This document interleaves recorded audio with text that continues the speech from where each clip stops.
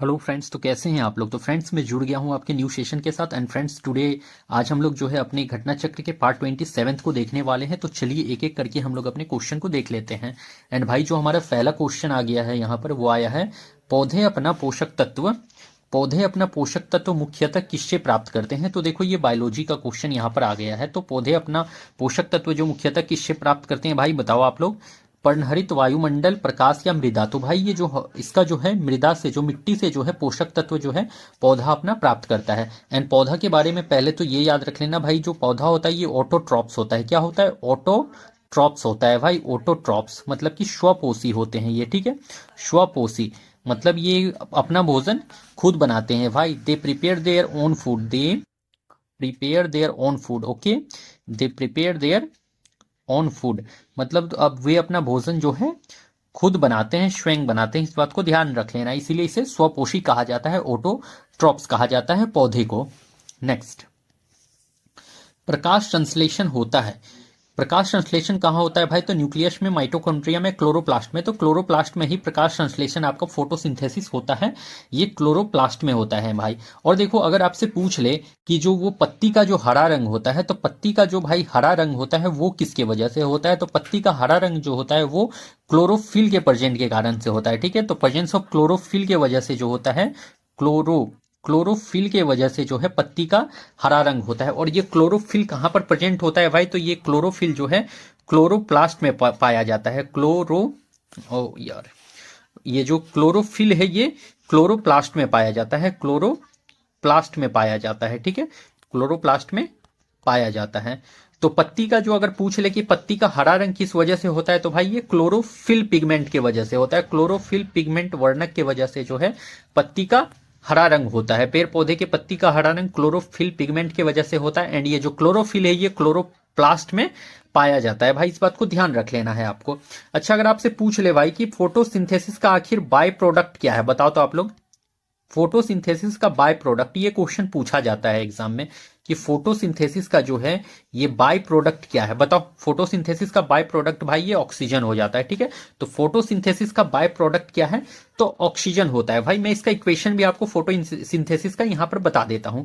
देखो, पहले तो याद रख लियो आप लोग, 6CO2 प्लस 12H2O, ये आपको मैं फोटोसिंथेसिस का जो है इक्वेशन बता रहा हूं। तो भाई इसको याद रख लेना है आपको। लाइट, और यहां पर याद रखो लोग, ये क्लोरोफिल की प्रेजेंस में होता है ये, ठीक है।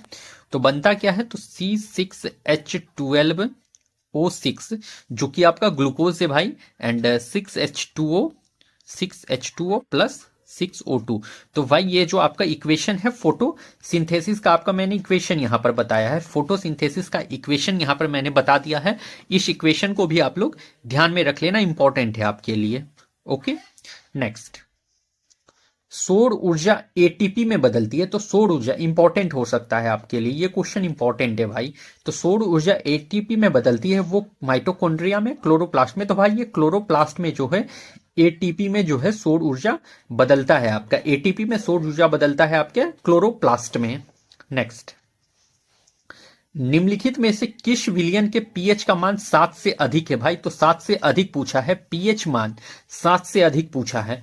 तो बफर विलयन, क्षारीय विलयन, अम्लीय विलयन। 7 से अधिक पूछा है ना, 7 से अधिक पूछा है तो क्षारीय विलयन हो जाएगा। मतलब कि बेसिक जो होते हैं उसका जो होता है पीएच मान 7 से ज्यादा होता है। यहां पर मैं आपको पीएच मान बता देता हूं। देखो, पीएच मान तो पहले भाई ये तो 0 से लेकर के 14 तक जो होते हैं आपके पीएच मान होते हैं। तो ये भी क्वेश्चन आता है कि पीएच लेवल जो होता है कितने से कितने तक इंडिकेट किया जाता है? तो 0 से 14 तक जो है पीएच लेवल इंडिकेट करा जाता है। और अगर देखो यहां पर बीच में मैं दे देता हूं 7, तो किसी का भी पीएच मान अगर 7 है भाई तो वो न्यूट्रल होता है, ठीक है, न्यूट्रल होता है। जैसे फॉर एग्जांपल आपके जो वाटर होते हैं वो 7 में हो, 7 उसका पीएच मान होता है, और वाटर जो है न्यूट्रल होता है आपका। ओके, देखो 7 से अगर ऊपर जाएगा भाई, 7 से अगर ऊपर जाएगा तो कोई भी चीज वो बेसिक होगा, और 7 से नीचे आया तो कोई भी चीज क्या होगा? वो एसिडिक होगा, एसिडिक। अगर पीएच मान, अगर पीएच वैल्यू 0 से 7 के बीच में है तो एसिडिक, और 7 से 14 है तो बेसिक। दिमाग में सेट कर लो आप लोग अपने। 0 से 14 तक पीएच वैल्यू इंडिकेट करा जाता है। एंड अगर पीएच वैल्यू जो है भाई वो 0 से 7 तक है तो एसिडिक, 0 से 7 तक है किसी भी चीज का पीएच वैल्यू तो वो एसिडिक होगा, एंड 7 से ऊपर आ जाता है तो वो बेसिक हो जाएगा। इस चीज को ध्यान रख लेना है। और किसी का पीएच वैल्यू 7 है तो वो न्यूट्रल होता है। ओके, आप लोग कॉपी में इसे अच्छे तरीके से लिख लेना अपने मतलब समझने के लिए भाई। नेक्स्ट, पानी का पीएच मान है 4, 7, 12, 18। तो भाई पानी का पीएच मान तो अभी मैंने बताया क्या होता है, 7 होता है। 7 मतलब क्या हो गया भाई, तो ये पानी जो होता है न्यूट्रल होता है, न्यूट्रल, नाइदर एसिडिक नोर बेसिक भाई। तो मतलब कि पानी का जो पीएच मान होता है वो कितना होता है, तो वो 7 होता है, मतलब ये न्यूट्रल होता है। और आपको एक बात पता है भाई, तो अभी मैं पानी के बारे में कुछ आपको बताने वाला हूं, आप लोग सुनना ध्यान से। देखो पानी जो होता है मेनली क्या होता है, एक मिश्रण है। और ये किसका किसका मिश्रण है भाई, तो H2 और O2 का मिश्रण है। H2 और O2 का मिश्रण है आपका पानी, वाटर, ठीक है। पानी जो होता है ये क्या है, तो सार्वजनिक विलायक है, सार्वजनिक विलायक। पानी क्या है, सार्वजनिक विलायक है। ये सब आप लोग लिख लीजिएगा जरूर अपने कॉपी में, क्वेश्चन यहां से टैली करेगा, मैं बता दे रहा हूं। कॉपी में जरूर लिख लेना आप लोग, टैली कर जाएगा क्वेश्चन। तो सार्वजनिक विलायक है पानी। उसके बाद याद रख लीजिएगा भाई कि सार्वजनिक विलायक किसी को ही यूनिवर्सल सॉल्वेंट भी कहा जाता है, मतलब कि सार्वजनिक विलायक यूनिवर्सल सॉल्वेंट भी इंग्लिश में आप लोग लिख सकते हो। यूनिवर्सल जो है भाई, यूनिवर्सल जो है सॉल्वेंट, सार्वजनिक विलायक है पानी, ठीक है। एक चीज याद रख लेना आप लोग पानी से, कि जो पानी जो होते हैं वो एम्फोथेरिक इन नेचर होते हैं, एम्फोथेरिक इन नेचर होते हैं, एम्फोथेरिक इन नेचर। एम्फोथेरिक इन नेचर का मतलब समझ रहे हो कि 50% एसिडिक होते हैं और 50% बेसिक होते हैं। 50% एसिडिक एंड जो होते हैं 50% जो है वो बेसिक होते हैं पानी। तो पानी जो होते हैं एम्फोथेरिक इन नेचर होते हैं, मतलब 50% एसिडिक होंगे एंड 50% बेसिक होंगे। तो ये सब आप लोग अपने कॉपी में राइट डाउन जरूर करेंगे, कॉपी में जरूर आप लोग लिखिएगा। अगर आपसे पूछ ले, अब मैं यहाँ पर पीएच वैल्यू बता देता हूँ कुछ का, ठीक है। जैसे पानी का तो पीएच वैल्यू 7 आप लोग याद रख लोगे। अगर मान लो आपसे ब्लड का पीएच वैल्यू पूछ ले कि ब्लड का पीएच वैल्यू का क्या होता है, बताओ तो ब्लड का पीएच वैल्यू, तो ये भाई 7.4 याद रख लीजिएगा। ब्लड का पीएच वैल्यू 7.4, कितना, 7.4 जो है ब्लड का पीएच वैल्यू। अगर आपसे पूछ ले कि यूरिन का पीएच वैल्यू क्या होता है, यूरिन, तो भाई यूरिन का पीएच वैल्यू 6.3 से 6.6 तक याद रख लीजिएगा। इस लेवल में जो भी दिखे उसको आप लोग आंसर लगा के आना, करेक्ट होगा। नेक्स्ट आपको याद करना है कि अगर पूछ ले भाई कि सलाइवा का पीएच वैल्यू क्या होगा, सलाइवा, तो सलाइवा का पीएच वैल्यू होता है, ये भी हो जाएगा आपके 6.3 से 6.6 के बीच में देखने को मिले, तो सलाइवा का भी पीएच वैल्यू यही होता है। एंड यहां पर याद रख लो एक मिल्क का भी पीएच वैल्यू जो है इसी लेवल पे आता है, 6.3 से 6.6 के बीच का कोई भी डिजिट दिखे तो मिल्क में भी उसी के साथ आपको चले जाना है। तो ब्लड का 7.4, यूरिन का 6.3 से 6.6 तक में कोई भी, ठीक है। सलाइवा का 6.3 से 6.6 एंड मिल्क का भी 6.3 से 6.6 एंड वाटर का तो याद ही रख लोगे आप लोग, 7 जो है इसका पीएच वैल्यू होता है। वाटर जो होता है न्यूट्रल होता है भाई। ओके, नेक्स्ट, किसका गलनांक सबसे उच्च होता है, तो गलनांक सबसे हाई किसका होता है बताओ, बोरोन। तो भाई यही तो है, गलनांक सबसे ऊंचा जो है बोरोन का होता है। 66 बीपीएससी री एग्जाम 2020 का क्वेश्चन था ये वाला। तो गलनांक सबसे ज्यादा बोरोन का। नीलम रूबी का रासायनिक सूत्र है, बताओ, इंपॉर्टेंट है आपके लिए ये। यहां से क्वेश्चन तो भाई एक छपेगा, टीआरई 4 में एक क्वेश्चन यहां से छप जाएगा आपके एग्जाम में, ठीक है। तो इस बात को आप लोग ध्यान में रख लीजिएगा। एंड फ्रेंड्स, आपसे एक रिक्वेस्ट है कि आप लोग अगर सेशन को पूरा नहीं देखते हैं तो सेशन को पूरा देखिए। ये सेशन में इतना मेहनत करके लाता हूं, बट आप लोग अगर नहीं देखते इस सेशन को तो आप लोग भूल कर रहे हैं। आप लोग पूरा सेशन जरूर देखेंगे, क्योंकि यहां से क्वेश्चन आपके एग्जाम में टैली करेगा। और मैंने इसका प्रूफ भी दिया है कि बीपीएससी के 70 री एग्जाम में आपका क्वेश्चन टैली किया है मेरे क्लास नोट से। बस 30 क्लास मैंने कराया था, वहां से 35 क्वेश्चन आपका टैली किया है। अगर सोचो मैं मेरा सेशन इसी तरह देखते रहेंगे आप लोग और सेशन ज्यादा मेरा रहेगा भाई, तो कितना क्वेश्चन टैली करने का चांस बनता है ये आप लोग खुद अपने दिमाग में सोच लीजिए। तो अगर 30 क्लास से मेरा 35 क्वेश्चन आपके बीपीएससी 70 के री एग्जाम में लड़ सकता है, तो क्या बीपीएससी टीचर के एग्जाम में नहीं लड़ेगा मेरा क्वेश्चन। और अभी तो यार मैं सेशन ले रहा हूं, अभी तो और सेशन लेना है। तो जब इतना सेशन आपके पास रहेगा, इतना डिटेल डिस्कशन रहेगा, इतना सारा नोट्स आपके पास रहेगा, तो सोचिए ना कि आपका सिलेबस तो ऐसे ही कंप्लीट हो गया। और क्वेश्चन देगा तो देगा कहां से भाई बीपीएससी, देना तो वही सबसे है क्वेश्चन, जो डिटेल करा रहा हूं उसी से क्वेश्चन देना है बीपीएससी को। तो बीपीएससी टीचर की ना एग्जाम दे रहे हो आप लोग, तो बीपीएससी टीचर में यार आराम से टैली करेगा मेरे नोट्स से क्वेश्चन। तो आप लोग पूरा नोट्स, पूरा सेशन अच्छे से देखिए, उसका साथ में नोट्स भी बनाइए। ये नहीं कि देख लीजिए और छोड़ दीजिए, नोट्स जरूर बनाइए। आप लोग कॉपी में अपने हाथ से, अपना हैंड राइटिंग से लिखिए, अपने हाथ से लिखिए, ठीक है, लेकिन नोट्स जरूर बनाइए, तभी आपको फायदा मिलेगा।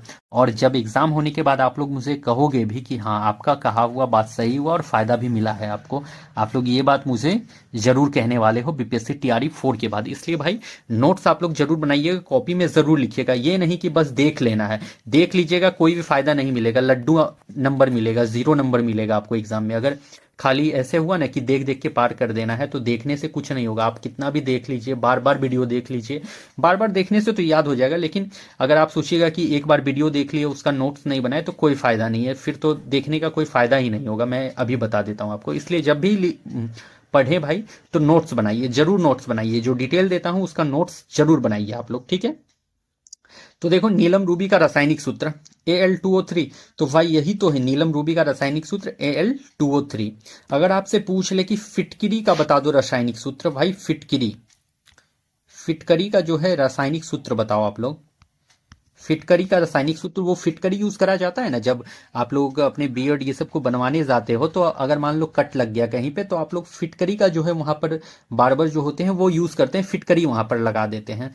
तो उसी फिटकरी का यहाँ पर फॉर्मूला पूछ रखा है कि रासायनिक सूत्र क्या है भाई, केमिकल फॉर्मूला क्या है। तो फिटकरी का जो सूत्र होता है, केमिकल फॉर्मूला भाई, वो होता है K2SO4, K2SO4 डॉट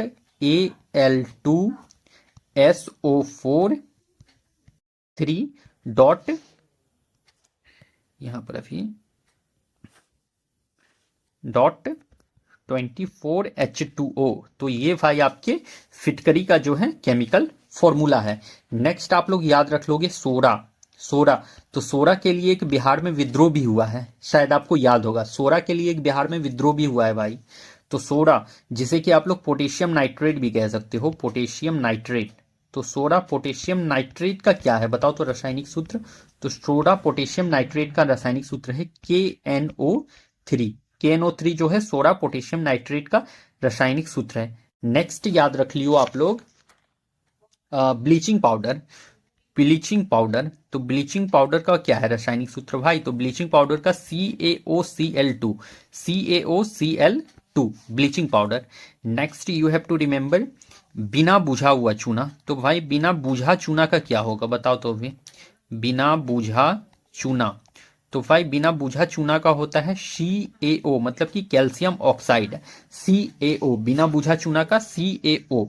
अगर आपसे पूछ ले कि भारी जल का रासायनिक सूत्र क्या होता है, भारी जल, तो भारी जल का रासायनिक सूत्र होता है D2O, ड्यूटोरियम ऑक्साइड। भारी जल को ही ड्यूटोरियम ऑक्साइड कहा जाता है, इसका रासायनिक सूत्र है D2O। ओके, नेक्स्ट याद रख लेना आप लोग सिरका, सिरका भाई, सिरका। तो सिरका का रासायनिक सूत्र क्या होता है, CH3COOH। सिरका का रासायनिक सूत्र CH3COOH। And one thing you have to remember that is silica, silica भी याद रख लियो आप लोग। सिलिका का केमिकल फॉर्मूला है भाई, सिलिका का SiO2, silica SiO2 is the chemical formula of silica. Okay, next now see here, निम्नलिखित में से कौन से राष्ट्रीय उद्यान वन्यजीव अभ्यारण्य बिहार में है। तो भाई बिहार में कौन कौन सा वन्यजीव अभ्यारण्य है, तो वाल्मीकि राष्ट्रीय उद्यान तो बिहार में है भाई, और बिहार में ये कहां पर है, तो पश्चिमी चंपारण में है आपका वाल्मीकि राष्ट्रीय उद्यान, पश्चिमी चंपारण।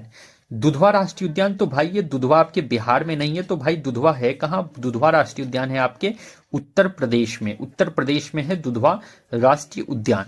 नाउ गजनेर वन्यजीव अभ्यारण्य, तो भाई गजनेर वन्यजीव अभ्यारण्य बिहार में नहीं पा, तो ये है कहां आखिर गजनेर वन्यजीव अभ्यारण्य, तो ये देखो भाई आपका गजनेर जो है ये राजस्थान में है, ठीक है। तो राजस्थान में जो है आपका गजनेर वन्यजीव अभ्यारण्य है। एंड नाउ भीम बांध वन्यजीव अभ्यारण्य, तो भाई भीम बांध वन्यजीव अभ्यारण्य ये भी बिहार का है, एंड ये बिहार में कहां है, तो मुंगेर में है, मुंगेर। तो मुंगेर का तो नाम सुनते ही आपको पता चल जाता हो कि भाई यहाँ पर जो बंदूक फैक्ट्री है और सिगरेट फैक्ट्री है, बंदूक फैक्ट्री जो है भाई ये मुंगेर में है, एंड जो एक सिगरेट फैक्ट्री है ये भी मुंगेर में है। तो मुंगेर का नाम सुनते ही आपको ये सब याद आ जाना चाहिए कि बंदूक फैक्ट्री, आप लोग मुंगेर के बारे में जानते ही हो, बहुत ही फेमस है यार मारपीट ये सब में। तो बंदूक फैक्ट्री जैसे दिखे फटाक से मुंगेर लगा के आ जाइयो आप लोग, ठीक है। तो मुंगेर फैक्ट्री कहाँ है, तो बंदूक में। मुंगेर का नाम सुनते ही याद आना चाहिए बंदूक फैक्ट्री आप लोगों को। और सिगरेट फैक्ट्री कहाँ, तो वो भी मुंगेर होने वाला है। Okay, next. गंडक नदी का दूसरा नाम है, बताओ गंडक नदी का दूसरा नाम। पुनपुन, महानंदा, बूढ़ी गंडक, नारायणी।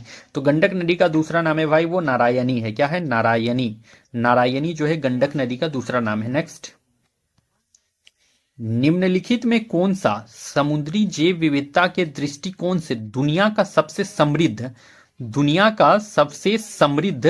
क्षेत्र है, जिसमें ज्वार, नदमुख, समुद्र तट, निकट तटीय पर्यावरण के जंगल, समुद्री घास, परवाल भित्तियां, नमक दलदल और मैंग्रोव के साथ 21 द्वीप शामिल है। कितने द्वीप भाई, तो 21 द्वीप। मतलब कि यहां पर यह कह रहा है कि वह कौन सा जगह है जहां पर जो है जैव विविधता सबसे ज्यादा है। नॉर्मल सा क्वेश्चन यही पूछा है आपसे, ये बस लंबा चौड़ा जो क्वेश्चन किया गया है ये आपको फंसाने के लिए करा गया है। और बीपीएससी ऐसा काम करता है कि आपको फंसा दे क्वेश्चन में। तो इस लंबे चौड़े क्वेश्चन से फंसना नहीं है भाई। यहां पर ये देखो सिंपल सा पूछा है कि किसका जो है जैव विविधता सबसे अधिक है, किस जगह का, और वहां पर जो है 21 द्वीप जो है शामिल है। नॉर्मल सा क्वेश्चन यही था आपका। नीलगिरी बायोस्फीयर रिजर्व, तो नहीं भाई। मन्नार की खाड़ी बायोस्फीयर रिजर्व, तो बिल्कुल यही। इसमें जो है 21 द्वीप शामिल है और यहां पर जैव विविधता सबसे ज्यादा है, तो मन्नार की खाड़ी biosphere reserve is your correct answer. Next.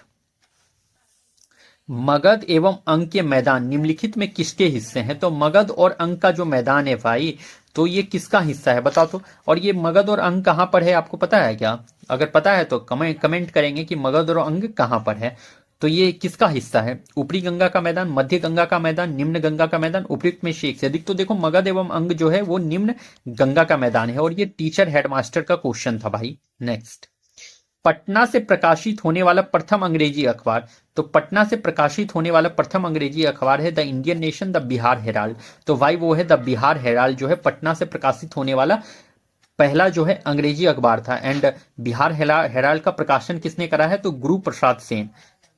Bihar Herald का किसने, तो गुरु प्रसाद सेन ने बिहार हेराल्ड का जो है प्रकाशन करा है, गुरु प्रसाद सेन। और ये कब प्रकाशन इसका किया गया है, तो 1874 से 75 के बीच में, ठीक है। तो 1874-75 याद रख लीजिएगा, Guru Prasad Sen. Okay, next. Boycott और स्वदेशी आंदोलन के समर्थन में किस स्थान में गोल्डन लीग, सिंपल सा क्वेश्चन क्या है, गोल्डन लीग नामक संस्था की स्थापना हुई थी। तो गोल्डन लीग जो है इसका स्थापना कब हुआ है, ये पूछा है। कहां पर हुआ है ये पूछा है कि गोल्डन लीग नामक संस्था की स्थापना हुई थी, कहां पर हुई थी, पटना, मुजफ्फरपुर, रांची, देवघर। तो देखो गोल्डन लीग का जो स्थापना हुआ तो वो देवघर में हुआ था। और ये देवघर जो है भाई उस टाइम पे तो ये बिहार में हुआ करता था, बिहार में। बट जो है अब प्रेजेंट टाइम में ये कहां पर है, तो भाई अब प्रेजेंट टाइम में ये जो है झारखंड में है, बिहार, ठीक है। तो झारखंड में है बिहार अब प्रेजेंट टाइम में। और आप लोग तो सुने ही होंगे देवघर, बाबा नगरी देवघर, ठीक है। तो जो आप लोग ये कांवड़ यात्रा में तो आते ही हो देवघर, और शायद आप लोगों को पता भी होगा जो बाबा नगरी है वो देवघर धाम है और वो झारखंड में है भाई। तो अब जो है ये देवघर ये बिहार झारखंड में पड़ता है और ये पहले जो है ये बिहार में हुआ करता था। नेक्स्ट। बिरसा मुंडा द्वारा किसको कमांडर इन चीफ नियुक्त किया गया, तो बिरसा मुंडा ने किसे कमांडर इन चीफ नियुक्त किया था, तो भाई देखो बिरसा मुंडा ने किसी को भी कमांडर इन चीफ नियुक्त नहीं किया है। मतलब कोई भी कमांडर इन चीफ नियुक्त नहीं उन्होंने किया था, वो खुद नेता थे। बिरसा मुंडा जो थे खुद नेता जो थे, वो लीडर खुद थे, ठीक ना। तो नेता वो खुद थे, किसी को भी नहीं किए थे। तो डेमका मुंडा, गया मुंडा, सुंदर मुंडा, निखिल मुंडा कोई भी नहीं है, वो खुद इसके नेता थे। इस बात को ध्यान में रख लीजिएगा। अब मुंडा विद्रोह की बात हुई है तो यहाँ पर मुंडा विद्रोह में पूरा भी बता ही देता हूं आपको। तो मुंडा विद्रोह भाई अभी देख ही लियो आप लोग, पहले भी बताया है, आज भी रिवीजन टाइप में देख लो आप लोग। मुंडा विद्रोह हुआ कब है, तो 1899 से 1900 के बीच में हुआ है मुंडा विद्रोह। मुंडा विद्रोह को ही उलगुलान विद्रोह भी कहा जाता था, मुंडा विद्रोह को ही उलगुलान विद्रोह भी कहा जाता था भाई। और मुंडा विद्रोह के नेता कौन है, तो बिरसा मुंडा। नेता कौन है, तो बिरसा मुंडा। मुंडा विद्रोह के नेता बिरसा मुंडा। एंड बिरसा मुंडा को भाई क्या कहा जाता था, धरती आबा के नाम से भी जाना जाता है। बिरसा मुंडा को धरती आबा के नाम से भी जाना जाता है। और मुंडा विद्रोह, ये सब विद्रोह के टाइप के जितने भी थे वो पहले भी मैंने करा रखा है आपको आपके सेशन में। आज तो बस ये एक रिवीजन टाइप का मैंने यहाँ पे कराया है। तो बिरसा मुंडा को धरती आबा भी कहा जाता है। नेक्स्ट, मैं जहां भी हूं जगदीशपुर वहीं है, यह किसने लिखा था? जगदीशपुर वहीं है, अमर सिंह, झांसी की रानी कुंवर सिंह। तो भाई जगदीशपुर से बात हुआ है तो कुंवर सिंह सीधा ले जाना आप लोग। तो देखो 1857 का क्रांति जो है बिहार में जो है जगदीशपुर से कौन किए थे? तो कुंवर सिंह। 1857 की क्रांति में कुंवर सिंह जो थे वो बिहार के जगदीशपुर से शामिल हुए थे। अब कुंवर सिंह का देख लो, पूरा डिटेल अभी दे देता हूं। कुंवर सिंह का जो है इंपॉर्टेंट है आपके लिए, ये कुंवर सिंह इंपॉर्टेंट हो जाते हैं आपके एग्जाम में, तो इसको पूरा देखना है आपको। कुंवर सिंह का जो जन्म हुआ था, जन्म, तो ये जन्म हुआ था 1777 में, 1777 में। एंड कुंवर सिंह का जो डेथ हुआ है भाई, तो डेथ जो हुआ है कुंवर सिंह का वो कब हुआ है? तो 1858 में डेथ हुआ है, 1858 में कुंवर सिंह का। और कब? तो भाई ये 26 अप्रैल को हुआ है, 26 अप्रैल 1858 को कुंवर सिंह का डेथ हुआ है, मृत्यु हुआ है।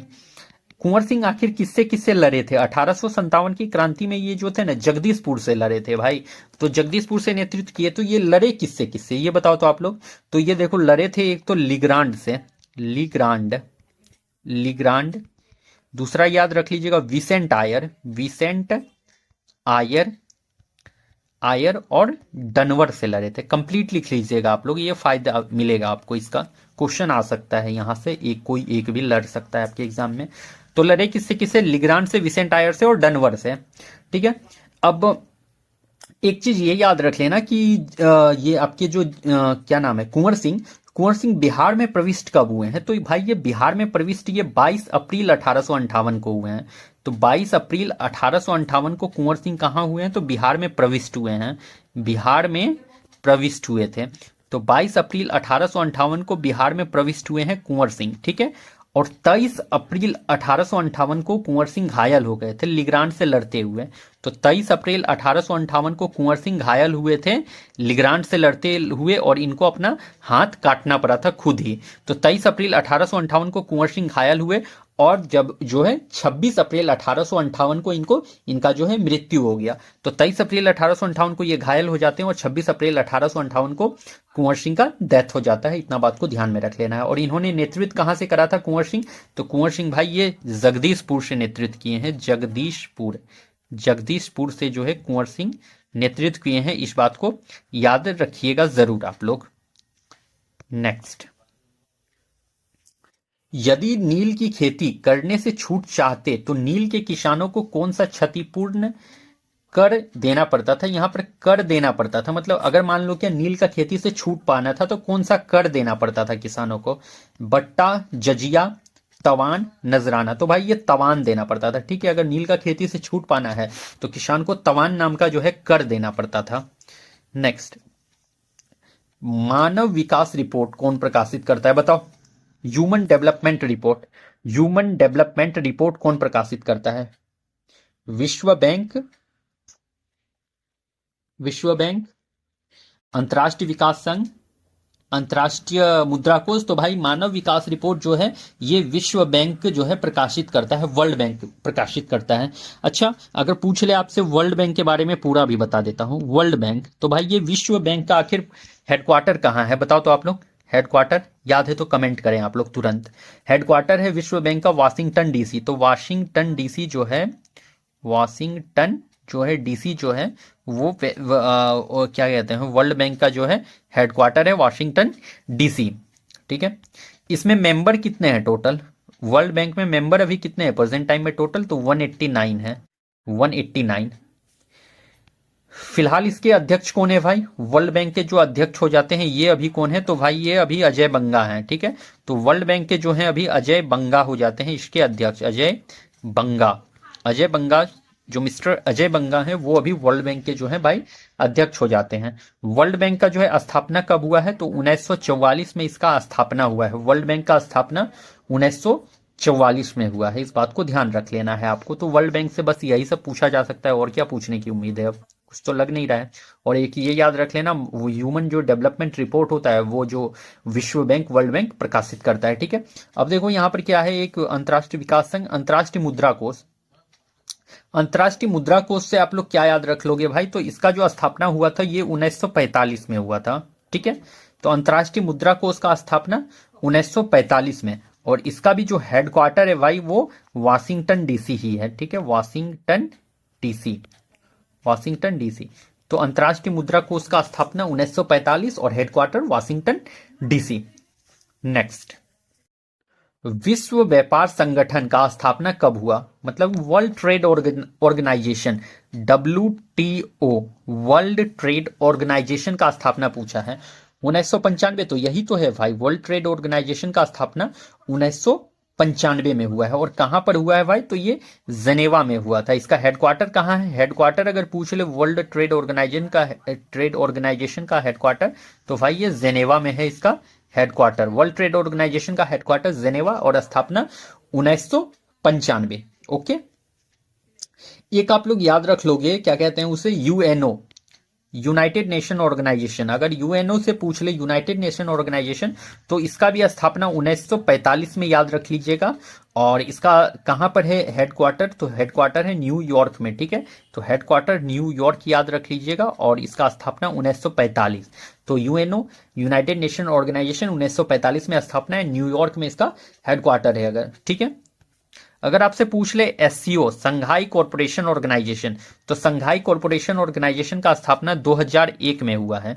संघाई कॉरपोरेशन ऑर्गेनाइजेशन का स्थापना 2001 में हुआ है, और इसका हेडक्वार्टर कहाँ है भाई, तो हेडक्वार्टर जो है बीजिंग में है। और ये बीजिंग कहाँ है, तो बीजिंग भाई ये चीन में है, चीन। तो बीजिंग चीन में जो है इसका हेडक्वार्टर है। ओके, नेक्स्ट, संघाई सहयोग संगठन का मुख्यालय, देखो वो क्वेश्चन मैंने अभी बताया आ गया, मतलब कि एससीओ, संघाई कॉरपोरेशन ऑर्गेनाइजेशन। तो एससीओ का मुख्यालय कहाँ है, तो चीन बीजिंग। तो यही तो है, चीन बीजिंग में जो है संघाई सहयोग संगठन का जो है मुख्यालय हो जाता है। और इसका स्थापना कब हुआ है भाई, तो ये 2001 में जो है संघाई कॉरपोरेशन ऑर्गेनाइजेशन का स्थापना हुआ था। नेक्स्ट, अंतर्राष्ट्रीय मुद्रा कोष का मुख्यालय, अच्छा अंतर्राष्ट्रीय मुद्रा कोष, अभी मैंने इसको डील भी करा है, तो ये कहाँ है, वाशिंगटन डीसी। तो यही तो है, वाशिंगटन डीसी में जो है अंतर्राष्ट्रीय मुद्रा कोष का मुख्यालय है।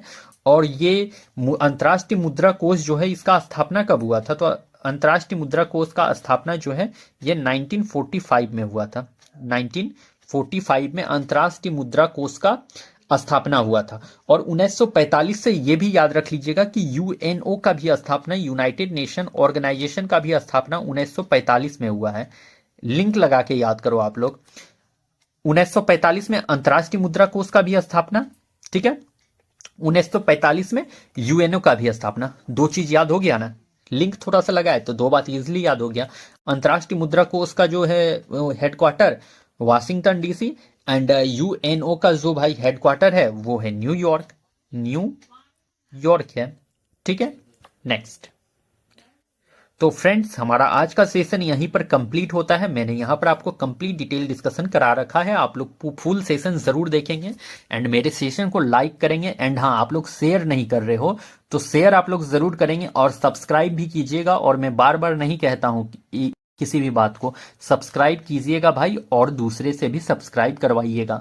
मैं बार बार तो नहीं कहता हूं, बट आज कह रहा हूं फिर से कि आप लोग सब्सक्राइब कीजिए और सब्सक्राइब करवाइए भी, क्योंकि जब आप लोग सब्सक्राइब करते हो, लाइक करते हो, कमेंट करते हो ना, तो मुझे मोटिवेशन मिलता है और मैं आपके लिए बेटर से बेटर कंटेंट लाता हूं और हमेशा लाता रहूंगा। बस आप लोग ऐसे ही सपोर्ट बनाए रखें। तो चलिए फिर मिलता हूं कल। आप लोग जरूर सब्सक्राइब कीजिएगा और दूसरे से भी करवाइएगा। अपने जो भी फ्रेंड्स हों, फैमिली में कोई मेंबर हो तो उन्हें जरूर शेयर करें ये वीडियो, ठीक है। तो चलिए फिर मिलता हूं कल आप लोगों के साथ नेक्स्ट वीडियो में। तब तक आप लोगों को thank you and best of luck.